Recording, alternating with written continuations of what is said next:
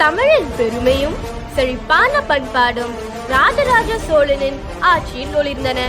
மகத்தான கோவில்களும் நிலைத்திருக்கும் ஆட்சிமையும் இன்றும் அந்த சோழ வல்லரசின் சுவடுகளை சொல்லுகின்றன.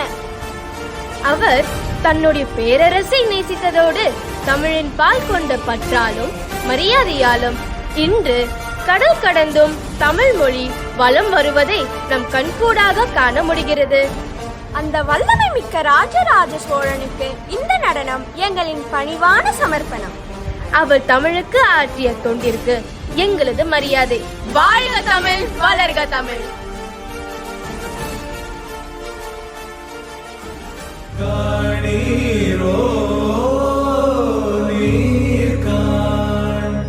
சோழ வெற்றி